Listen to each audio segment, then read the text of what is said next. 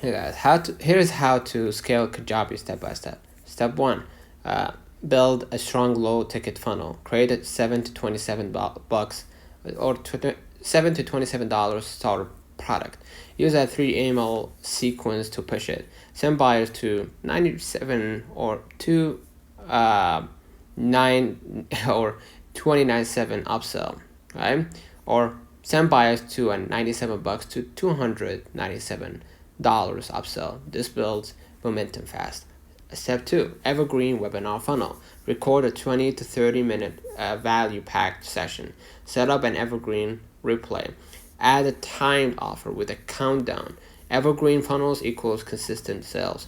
Step 3, optimize your checkout pages. Add testimonials, guarantee badge, order bump, one-click upsell. This multiplies your average order value instantly.